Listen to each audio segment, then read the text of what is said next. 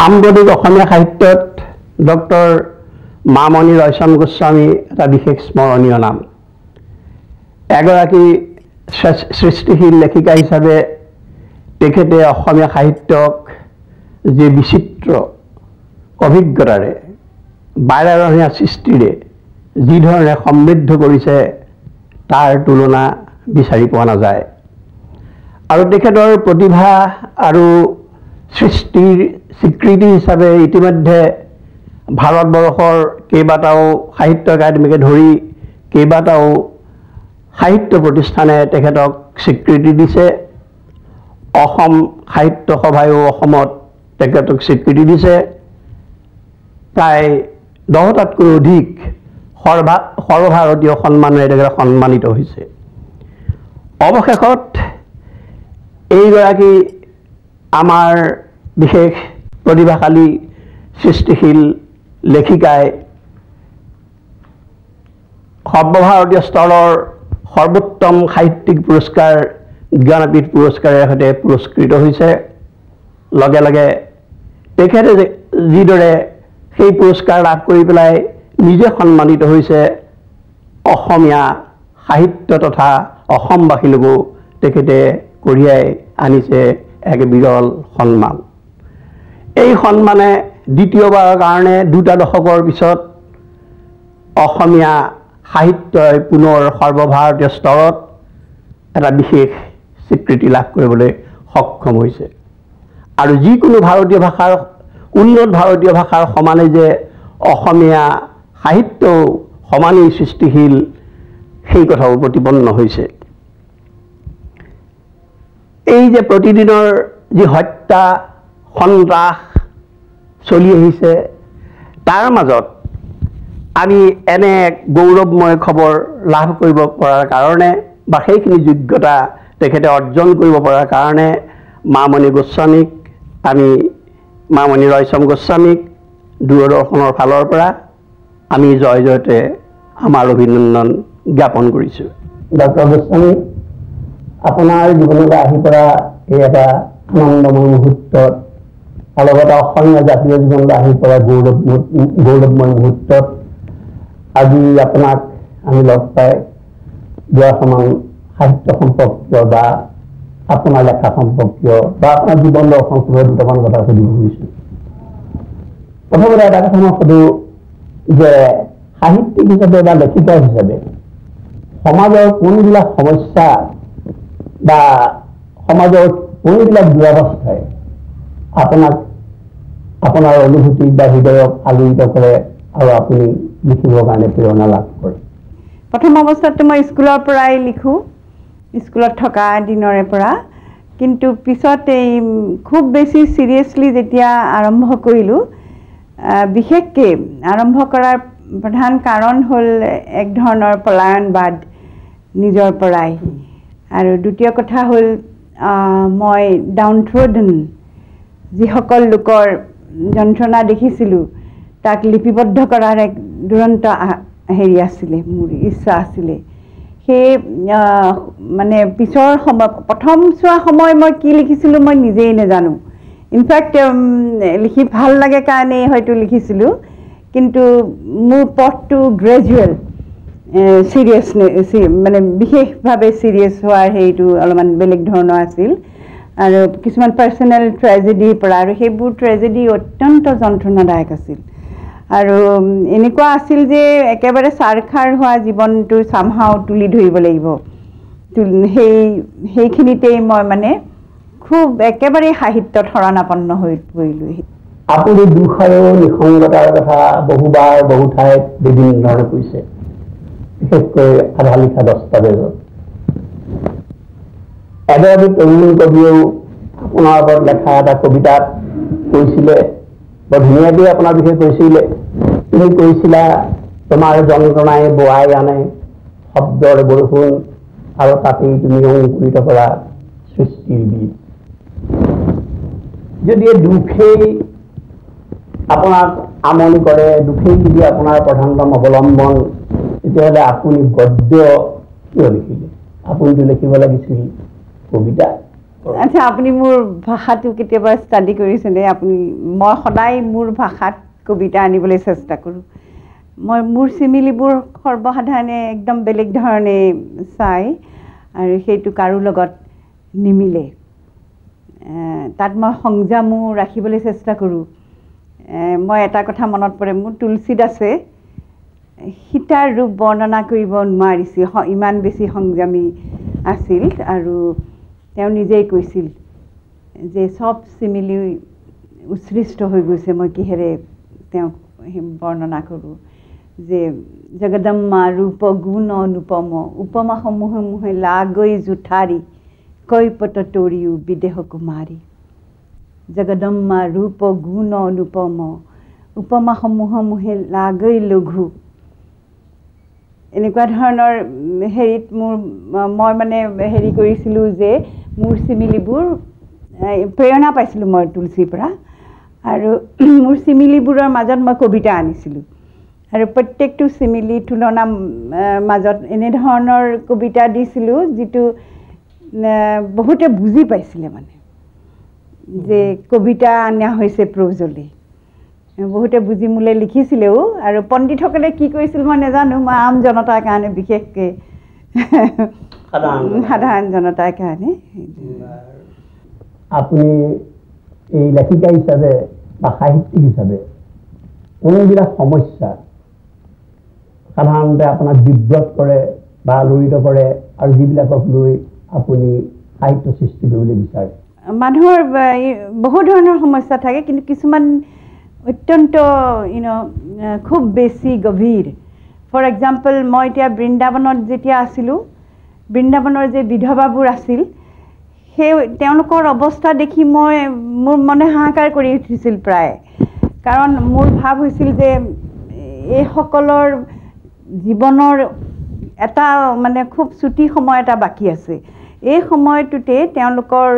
এনেকুৱা ধৰণৰ আৰ্থিক অনাটন যিটো মানুহে ইচ্ছা কৰিলে বহুতখিনি লাঘৱ কৰিব পাৰে আৰু তেওঁলোকে কেনেকুৱা ধৰণৰ দুৰ্দশা ভোগ কৰিছে তাক মই ইমান নেকেডলি মানে নীলকণ্ঠী ব্ৰজত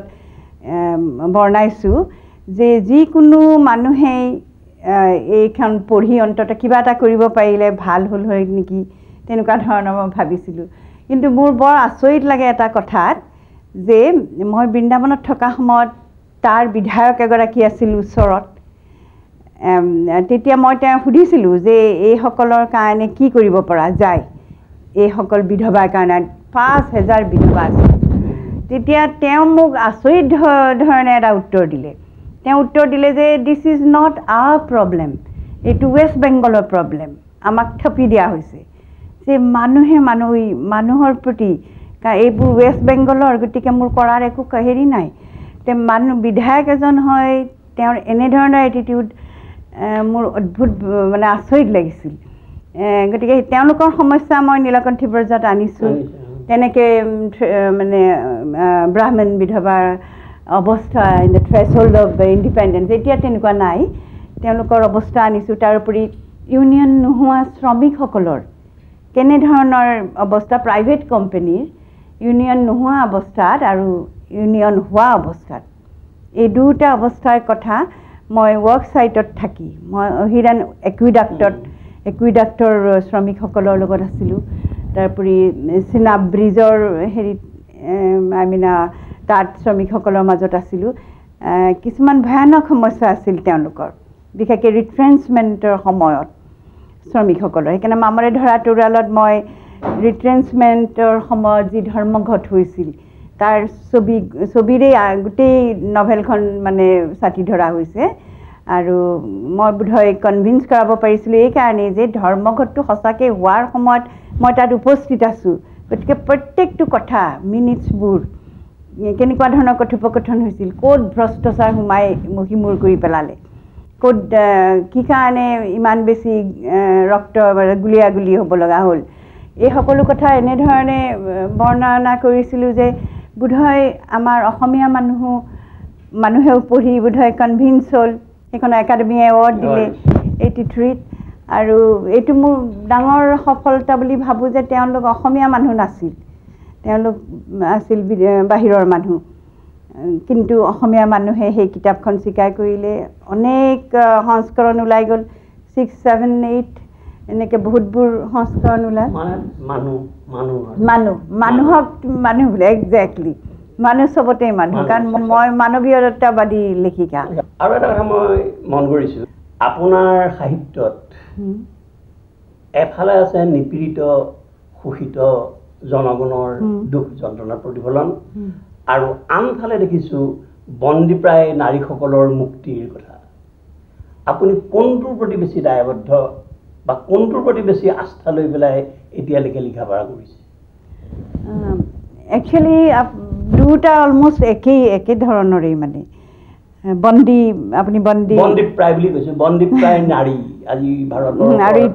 নাৰীটো আপুনি বন্দীপ্ৰায় নাৰীসকলৰ কথা দুখ বেদনা যন্ত্ৰণা প্ৰকাশ কৰিছে আৰু আনফালে আপুনি এই শোষিত নিপীড়িত এই জনগণৰ সেইটো এটা বন্দিত্বৰে অৱস্থা এটা বন্দিত্ব এক ধৰণৰ সিটো একেই অলমষ্ট ডিফাৰেঞ্চ আছে নাৰী আৰু পুৰুষ নহয় এইটো কথা বৰ ইম্পৰ্টেণ্ট আপোনাক মই কওঁ যে মই যে ইউনিয়ন নোহোৱা আৰু হোৱা শ্ৰমিকসকলৰ কথা লিখিছোঁ প্ৰাইভেট কোম্পানীৰ তাৰ নাৰীবোৰ একদম বেলেগ ধৰণে শোষিত তেওঁলোকে পুৰুষৰ শ্ৰমিকৰ দৰে একে ৱেজ নাপায় মই যেতিয়া আছিলোঁ নাৰীয়ে পাইছিল 1.5 টকা পুৰুষে পাইছিল 3 টকা ডেইলি পেইড ৱৰ্কাৰবোৰে সেই তেওঁলোকৰ মানে মাইনুটলি আই অবজাৰ্ভ এণ্ড মাইনুটলি লিখা হৈছে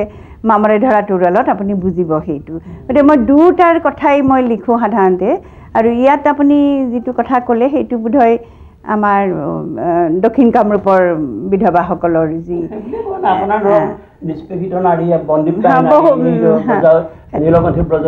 চবতে সেইটো বহুত হেৰি ধৰণৰ বিভিন্ন ঠাইত নাৰী স্বাধীনতা নাৰী মুক্তি এটা আপোনাৰ অনুকম্পা নাৰী হিচাপে আছেনে লেখিকা হিচাপে আছে নাৰী লেখিকা ইয়াত মাৰ্জ হৈ গৈছে এটা হৈ গৈছেগৈ গতিকে দুটা বেলেগ বুলি মই সাধাৰণতে নধৰোঁ লেখিকা হিচাপেই মই সজাগ কৰিব বিচাৰোঁ আৰু মই ভাবোঁ ফেমিনিজম আৰু হিউমেনিটি এটা বস্তু মই য'তেই নাৰীক বেছিকৈ শোষিত কৰা দেখিছোঁ তাতেই নাৰীৰ পক্ষ লৈছোঁ পুৰুষৰ য'ত হেৰি হৈছে একেলগে আহি পৰিছে পুৰুষৰ হেৰি গতিকে দুটা মই একজেক্টলি মই তেনেধৰণে ফেমিনিজমৰ মই মুঠেই নহয় মানে সেইটো মই মুঠেই নহয় কাৰণ আপুনি ধৰক সৰু বুঢ়া মানুহ থাকে বাচ্ছা থাকে ল'ৰা আপুনি কেনেকৈ সেইবোৰৰ বাদ দিব দি পেলাই অকল নাৰীৰ কথা হেৰি কৰিব সেইটো আপুনি ডাঙৰ কথা কাৰণ আপুনি এগৰাকী জ্ঞানপীঠ বিজয়িনী লেখিকা গতিকে আজি এই মুহূৰ্তত সেই কথাটো আমাক বেছিকৈ লাগে যে আমাৰ নাৰী যিটো ফেমিনিজমৰ কথাও দি আছে সেইটো দৰকাৰ নে মানৱতাবাদটো কাৰণ নহ'লে মানুহ থাকিব কেনেকৈ সংসাৰ হেৰিত গতিকে মোৰ এতিয়া অন্য এটা কথা হওঁ যে বৰ্তমান সাম্প্ৰতিক সময়ত উত্তৰ আধুনিকতাবাদ লৈ পেলাই বাপৰে সেইটো প্ৰশ্ন মোক নধৰিব মই সেই মেজিকেল ৰিয়েলিটি সেই সম্পৰ্কে আপোনাৰ নিজস্ব কিবা ধ্যান ধাৰণা আছে নেকি বা সেই সম্পৰ্কে আপুনি কিবা আপোনাৰ উপন্যাসত প্ৰতিফলন ঘটাবলৈ বিচাৰিছে চাওক মই ইজম মানে যেছে চুৰিয়েলিজম এক্সিষ্টেঞ্চিয়েলিজমৰ মেজিকেল ৰিয়েলিটি এইবোৰত মই সাধাৰণতে মুঠেই নাযাওঁ মই সেই সময় নষ্ট নকৰোঁ এই ষ্টাইলৰ হেৰিটোত মোৰ ষ্টাইলটো মোৰ নিজৰ দেহৰ পৰা আহে আৰু আপোনালোকে লক্ষ্য কৰিব মোৰ নিজস্ব এটা ষ্টাইল মই সৃষ্টি কৰিছোঁ নিজৰ মতে যিটোত অট'বায়'গ্ৰাফিকেল এলিমেণ্টছ থাকে গতিকে ডেফিনেটলি যিসকলে এইবোৰ ইজমবোৰ ষ্টাডি কৰি লিখিছে তেওঁলোকে বহুতবোৰ হয়তো কৃতকাৰ্য হৈছে কিন্তু খুব ভাষ্ট হেৰিত চালে আপুনি চাব যে সৰহভাগ মানুহক আকৰ্ষণ কৰে যিটো চিম্পল হিকমতৰ নাজিম হিকমতৰ লেংগুৱেজ যিটো চিধা হৃদয়লৈ যায় তাৰ বাবে ভাবিব লগা নহয় মানে সেইকাৰণে বিশেষকৈ মই ষ্টাইলৰ ওপৰত মুঠেই গুৰুত্ব নিদিওঁ তাৰমানে কথা এইটোৱে আপুনি শৈলীৰ পিছত নুঘূৰে মুঠেই নুঘূৰে আৰু শৈলীয়ে আপোনাৰ ওচৰত নিজে ধৰা পৰে নিজে পৰা উদ্ভৱ হয় যেনেকৈ নিজৰ এটা গুৰুত্বপূৰ্ণ প্ৰশ্ন আপোনাক সুধিব খুজিছোঁ আপুনি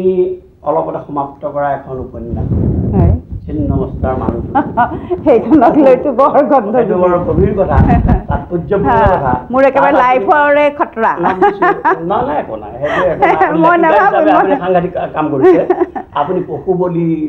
নিষেধৰ ওপৰত গুৰুত্ব দিছে আপুনি এগৰাকী ৰুঢ় বাস্তৱবাদী সাহিত্যিক আপুনি দিল্লীৰ 84 চনত হোৱা সেই নৃশংস শেষ নিধন হত্যাকাণ্ডৰ ওপৰত আপুনি উপন্যাস ৰচনা কৰি সকলোকে হৃদয় পুলকিত কৰিছে বা আহ্লাদিত কৰিছে বা চমকিত কৰিছে কিন্তু অসমত শ শ মানুহ মৰি আছে উগ্ৰপন্থীৰ সমস্যাই অসমীয়া মানুহক বিব্ৰত কৰিছে পুলিচী নিৰ্যাতন চলি আছে কিন্তু আপুনি এখন উপন্যাস উগ্ৰবাদৰ ওপৰত বা সেই সমস্যাটো সমাধান কৰাৰ এটা আংগিত আমাক কোনো ফালৰ পৰা নিদিলে এইটো বহুতে প্ৰশ্ন কৰে কিয় মামণি ৰয়ছম গোস্বামীয়ে এই সম্পৰ্কে চকু দিয়া নাই অথচ শিখ আন্দোলনৰ শিখ নিধনৰ ওপৰত তেখেতে উপন্যাস ৰচনা কৰিছিলে কওকচোন মই বুজিছোঁ আপোনাক আৰু আপোনাৰ কথাটো সঁচা মোক বহুতে এইটো প্ৰশ্ন তুলিছে বলি মানে বলিয়ে হয় পশুৱে হওক বা মানুহে মই সেইখন উপন্যাস তৰি থোৱা আছে সেইখন মই আৰম্ভ কৰিম আৰু কিন্তু তাৰ আগে এই কথাটো মই বন্ধ কৰাব লাগে বুলি মোৰ হৃদয়ে কয় আৰু ই অতি নৃশংস কাম এইটো নহয় যে বহুতে কয় যে তুমি কি বলি বন্ধ কৰিবা কচাইখানাততো বলি হৈয়ে আছে তুমি বন্ধ কৰিব পাৰিবা কিন্তু এই ক্ষেত্ৰত মই এজন সিন্ধি কবিৰ এটা কবিতা পংক্তি এটা মনত পৰে আৰু সেই পংক্তিটো হ'ল আমি বহুত তৰক্কি কৰিছোঁ আমি বহুত উন্নতি কৰিছোঁ মন্দিৰ আৰু কচাইখানা এক কৰি পেলাইছোঁ এইটো এজন সিন্ধি কবিৰ সম্প্ৰদায়িক ওপৰত লিখা কবিতা গতিকে মন্দিৰত যেতিয়া কোনো আমি কিবা এটা ভাৱনাৰে যাওঁ তাত যেতিয়া তেজৰ ফোৱাৰা দেখো হয় এইটো ৰিচুৱেল আছিল কিন্তু ইজ এ ইনএভিটেবল যে দিবই লাগিব তেজ সেইটো সম্ভৱ নাছিল নহ'লে নৰবলি কেলে বন্ধ হ'ব পাঠা ছাগলীবোৰ বা চৰাইবোৰ এৰি দিয়াৰ প্ৰথা কেলে হ'ব সেইটো মোৰ বিনতি অৰ্থাৎ এটা আছিলে ভাল হৈছে কাৰণ আনন্দ সুধিলে আপোনাক সুধিছোঁ কাৰণ নতুন প্ৰজন্মৰ আপোনাৰ আগত আস্থা গভীৰ আপোনাৰ লিখা পঢ়ে আৰু আপুনি যদি কিবা এটা ইহঁতক পথ দিয়ে মই ভাবোঁ এটা ধন্যবাদ খুবেই সুন্দৰ সুদিন এদিন অসমলৈ আহিব আপোনাৰ নিচিনা শক্তিমান লেখকে কিবা এটা ক'লে এতিয়া আপোনাক অন্য এটা কথা সোধোঁ আপুনি ৰামায়ণী সাহিত্যৰ এগৰাকী প্ৰসিদ্ধ গৱেষিকা এই ক্ষেত্ৰত আপুনি ২৫০০০ টকা মূল্যৰ এখন সুদৃশ্য গ্ৰন্থ Ramayana from Volga to Brahmaputra বুলি প্ৰকাশ কৰি অসমীয়া পাণ্ডিত্য আৰু মনীষাৰ এক বিৰল নিদৰ্শন বিশ্বৰ আগত দাঙি ধৰিছে আমি তাক লৈ গৌৰৱান্বিত সাহিত্য সৃষ্টিত বাৰু আপোনাৰ ৰামায়ণী সাহিত্য ৰামায়ণী কিবা চৰিত্ৰই ধৰক নিৰ্যাতিত সীতা এনেকুৱা ধৰণৰ কিবা চৰিত্ৰই আপোনাক প্ৰভাৱিত কৰিছে নেকি ৰামায়ণত বিশেষকৈ আৰ্য সভ্যতাৰ যি ভব্য মূৰ্তি আছে সেই অযোধ্যা য'ত বিন্ধ্যাৰ হাতী হিমালয়ৰ হস্তীয়ে আৰু বাল্মীকৰ ঘোঁৰাই একেবাৰে দপদপাই আছিলে সময়ত সেই আৰ্য সভ্যতাৰ কেন্দ্ৰস্থল অযোধ্যাৰ কাহিনীয়ে মোক অত্যন্ত মুগ্ধ কৰিছিলে আৰু মোৰ ভাৱ হৈছিল যে আৰ্য সভ্যতা নজনাকৈ আৰ্য সভ্যতাৰ কাহিনী নজনাকৈ কোনো মানে ভাৰতীয় লোকে ঠিক শিক্ষিত বুলি নিজকে ভাবাটো উচিত হ'বনে ঠিক তেনেধৰণৰ এটা মোৰ ভাৱ হৈছিলে আৰু তদুপৰি ৰামায়ণৰ মই বিশেষভাৱে আকৃষ্ট হৈছিলোঁ কামিল বুলকেৰ ৰামকথা পঢ়িও কাৰণ এনে কিছুমান ঘটনা আছিল যেনে চম্বুক বধ বা সীতা অন্তঃসত্ত্বা অৱস্থাত এৰি দিয়া কাহিনী এইবোৰে ৰামায়ণৰ প্ৰতি এক ধৰণৰ ঘৃণাৰ ভাৱ এসময়ত মোলৈ আনিছিল টু বি ভেৰি ফ্ৰেংক কিন্তু কামিল বুলকে পঢ়াৰ পিছত মই মানে গম পালোঁ যে এই এই কাহিনীবোৰ এইবোৰ ইণ্টাৰপলেটেড এইবোৰ মূল বাল্মীকিৰ নহয় এইবোৰ পিছত আহি জোৰা লাগিছে মূল বাল্মীকিৰ যিখিনি কথা অথেণ্টিক কামিল বুলকে চাহাবে একেবাৰে সুন্দৰকৈ ৰামকথাত দেখাই দিলে তদুপৰি ডাঙৰ কথা আছিল কি কামিল বুলকে মোৰ নিজৰ গুৰুৰ দৰে আছিল মোৰ ঘৰত মই তেওঁৰ ওচৰলৈ গৈছিলোঁ আৰু তেওঁৰ মোৰ লগত সম্বন্ধ অতি গভীৰ আছিল সেই সময়ত 1970ৰ পৰা ধৰক তেওঁ মৰিছে 76ত মই তেওঁৰ মৰাৰ দিনাও নিকলছন চিমেট্ৰিত আছিলোঁ আৰু তেওঁক কবৰ দিয়া সময়তো মই গৈছিলোঁ মোৰ লগত এজন অসমীয়া লোকো আছিল তেওঁ পুলিন বিহাৰী বৰঠাকুৰ তেওঁ মোক লৈ গৈছিলে নিকলছন কবৰখানালৈ যিদিনা তেওঁ কামিল বুলকে চাহাব ঢুকাইছিলে এনিৱে তেওঁৰ গ্ৰন্থ পঢ়ি মই ইণ্টাৰপলেশ্যনবোৰ বাচিবলৈ হেৰি কৰিলোঁ কৰি মোৰ ৰামায়ণৰ প্ৰতি এক ধৰণৰ প্ৰীতিৰ ভাৱ আৰু বেছি গভীৰ হ'ল আৰ্য সভ্যতাৰ বাহিৰেও আৰু মই নভেলতো এই কাহিনী লৈ আহিলোঁ মোৰ দাসৰথীৰ খোজ সম্পূৰ্ণৰূপে ৰামায়ণৰ ওপৰত নিৰ্ভৰ গতিকে মোৰ ক্ৰিয়েটিভ ৰাইটিংছত প্ৰভাৱ আৰম্ভ কৰি দিলে কিছুমান হেৰিয়ে কাহিনী ভাগে ঠিক নহয় কিন্তু ধৰক একোটা চৰিত্ৰৰ দক্ষতা পৰিস্থিতি আৰু সংযম আৰু বিশেষকৈ তুলসীদাসে যি হেৰিত ৰামায়ণত তেওঁৰ যি হেৰিত সংযম হেৰি সৃষ্টি কৰিলে কিছুমান চৰিত্ৰক ইমান সংযমী কৰি তৈয়াৰ কৰিছিল যে মই ভাবিছিলোঁ যে এই সংযমো এটা শক্তিস্বৰূপ আৰু সেই শক্তি আমি কোনো চৰিত্ৰত আনিব পাৰোঁ গতিকে মই ৰামায়ণ পৰি মোৰ কোনো হেৰি হোৱা নাই ক্ৰিয়েটিভ ৰাইটিংছত কাৰণ মই যেতিয়া ক্ৰিয়েটিভ ৰাইটিং কৰোঁ তেতিয়া মোৰ সময় এটা থাকে যে এইখিনি সময়ত মই মোৰ ক্ৰিয়েটিভ হেৰি কৰোঁ এইখিনি সময়ত মই পৃথিৱীৰ কোনো কথা আৰু নাভাবোঁ আৰু সেইখিনি সময় মোৰ ৰামায়ণৰ মোৰ বন্ধা থাকে মই বাজেট কৰি লওঁ সময়ৰ গতিকে সেই ৰামায়ণ লিখা সময়ত মই খালি ৰামায়ণতেই হেৰি থাকোঁ তথাপিও ফ্লেভাৰ মানে দুটা হেৰিয়ে মোক মাজে মাজে ইটো আনটোক সহায় কৰিছে আৰু মোৰ আটাইতকৈ ডাঙৰ কথা হ'ল দিল্লী বিশ্ববিদ্যালয় পুথিঘৰ দিল্লী বিশ্ববিদ্যালয় পুথিভঁৰাল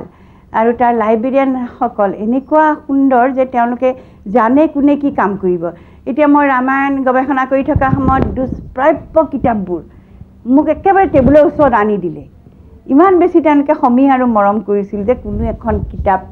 নাই যিখন মোক তেওঁলোকে আনি দিয়া নাই গতিকে এনে এটা পুথিভঁৰাল মই পৃথিৱীৰ ক'তো নাপালোহেঁতেন যদি মই দিল্লীত নাথাকিলোহেঁতেন নহয় এইটো বৰ ডাঙৰ কথা যে সৃষ্টি এইটো উদাহৰণেই বিৰল যে এগৰাকী গৱেষিকা সৃষ্টিশীল লেখক হোৱাটো বৰ টান কাম একেলগে দুটা বস্তু কেতিয়াও নহয় আৰু হোৱা বৰ কম দেখা অসমত এতিয়ালৈকে নায়েই বুলি ক'ব পাৰি আনন্দৰাম বৰুৱাই হওক কৃষ্ণকান্ত সন্দিকৈয়ে হওক বাণীকান্ত কাকতিয়ে হওক বা যি নহওক আপোনাৰ মই কিন্তু এটা কথা মই খুব নম্ৰভাৱে ক'ব খোজোঁ যে মই ৰামায়ণৰ ছাত্ৰীহে মই পণ্ডিত নহয় একেবাৰে মানে পণ্ডিত বুলি মোক ভবাটো অন্যায় কথা আমি কাৰণ আপুনি অসমক প্ৰতিষ্ঠা কৰিছে অসমীয়া মেধাক প্ৰতিষ্ঠা কৰিছে বাহিৰত আপোনাৰ গ্ৰন্থৰে শেষত আপোনাক মই দুটা মাত্ৰ সৰু কথা সুধিম এটা হৈছে সাম্প্ৰতিক অসমীয়া সাহিত্যলৈ আপুনি নিশ্চয় তাৰ লগত সম্বন্ধ আছে আপুনি আশাবাদী নে মই কবিসকলৰ প্ৰতি খুবেই আশাবাদী কবিসকল বিশেষকৈ আৰু বাকী মই খুব থৰলি পঢ়িবলৈ সময় পোৱা নাই চববোৰৰ আপুনি কবিসকলৰ প্ৰতি আশাবাদী কিন্তু মই আপোনাক এটা কথা কওঁ ভাল গদ্য লিখিব নোৱাৰিলে ভাল কবি হ'ব নোৱাৰে যদি তেওঁলোকে যদি অকল কবিতাকে লিখি থাকে গদ্য লিখিব কোনে উপন্যাস কোনে সৃষ্টি কৰিব গল্প কোনে সৃষ্টি কৰিব এইখিনিত আপোনালোকৰ মোৰ মতভেদ আছে অলপ মই ভাবোঁ যে কবিয়ে হয় উমৰ খয়াম উমৰ গদ্য লিখা সম্ভৱ নাছিলেই মানে লিখিছিল যদি আই ডোণ্ট ন' কিন্তু কবি হ'বলৈ হ'লে তেওঁ কবিতাই লিখি থাকিব পাৰে বুলি মোৰ এটা ধাৰণা আপুনি বৰ্তমান অসমীয়া সাহিত্যলৈ আশাবাদী সাহিত্য বুলি মই নহয় এটা ব্ৰাঞ্চ এটা দিশ কিন্তু মই আশাবাদী নভেলৰ ওপৰত নহয় উপন্যাসৰ ওপৰত নহয় কিন্তু এইটো পেন ইণ্ডিয়ান ফিনমিনা হৈছে চব ভাষাই কয় যে আমাৰ হেৰিটো নাই গুজৰাটী কয় যে আমাৰ নতুন চামৰ দেখোন ডেডিকেশ্যনটো নাই এক্সেপ্ট মহাৰাষ্ট্ৰৰ হেৰিটো গতিকে মহাৰাষ্ট্ৰ এতিয়া অট'বায়'গ্ৰাফিবোৰে অতি লাহে লাহে ওপৰলৈ উঠি যাবলৈ ধৰিছে গতিকে সেইটো এটা বেলেগ হেৰি হৈ গৈছেগৈ কিন্তু অসমত এইটোৰ প্ৰতি মোৰ অলপ চিন্তা হয় যে আমি মৰি যোৱাৰ পিছত ৱেডাৰ এইকাৰণে মই কথাটো যেন এটা শূন্যতা বিৰাজ কৰে উপন্যাসৰ ক্ষেত্ৰত এতিয়া খুব সজাগ হোৱাৰ প্ৰয়োজন হৈছে মই সেইটো বুলি। আৰু শেষত মই এটা কথা সুধো, আপোনাৰ অপ্ৰাপ্তি একো নাই? যশ, খ্যাতি, অৰ্থ সকলো অৰ্থ নাই সেই অৰ্থ কথা মই কোৱা নাই, যিখিনি পাব পাৰে পুৰস্কাৰেৰে সৈতে আপুনি পাইছে। জ্ঞানপীঠ বঁটাও পাই শেষত নিজে গৌৰৱান্বিত হৈছে, অসমীয়া জাতিক গৌৰৱান্বিত কৰিছে, আপুনি পৰম সৌভাগ্যৱতী। কিন্তু আমাৰ ভয় এটা হৈছিল লগে লগে, বেছিভাগ লেখকেই যেতিয়া এটা উচ্চ সন্মান লাভ কৰে তাৰপিছত আৰু লিখিবলৈ এৰি দিয়ে। আপুনিও বাৰু জ্ঞানপীঠ এই পুৰস্কাৰ পোৱাৰ পাছত কলম সামৰিব নেকি, নে আকৌ দুৰন্ত গতিৰে লিখিব? সেই কথাটো আমাক লাগে। এই কথা আপোনালোকে ভালকৈ জনা উচিত যে মোৰ চিয়াহী হৈছে সম্ভৱ মোৰ শৰীৰত চলি থকা তেজ, আৰু গতিকে সেই তেজ যিমান দিনলৈ থাকে মোৰ চিয়াহী আৰু হেৰিৰ স্ৰোতটো থাকিব, কাৰণ মই জীয়াই থাকি আছোঁ একমাত্ৰ লিখাৰ কাৰণে। কাৰণ আমি জানো, আৰু সেইকাৰণে আমি পৰম আশাবাদী যে আপুনি কলম কেতিয়াও নাখামে। আৰু শেষত আপোনাক সমূহ অসমৰ ৰাইজৰ হৈ মোৰ ব্যক্তিগতভাৱে মোৰ সহপাঠী হিচাপে আপোনালৈ মই নিজে গৌৰৱ। আপুনি মোতকৈ বহুত চোকা আছিল, মনত ৰাখিব, মোতকৈ নম্বৰো বেছি পাইছিল। আমি মানে ভৱিষ্যত উত্তৰতো উন্নতি কৰি যাবলৈ আৰু অসমীয়া সাহিত্য সমৃদ্ধ কৰিবৰ কাৰণে আপোনাৰ শক্তি পাওক, এইটোকে কামনা কৰিছোঁ। আপুনি এইখিনি সময় আমাক দিয়াৰ কাৰণে আপোনালৈ আন্তৰিক কৃতজ্ঞতা নিবেদন কৰিছোঁ। ধন্যবাদ।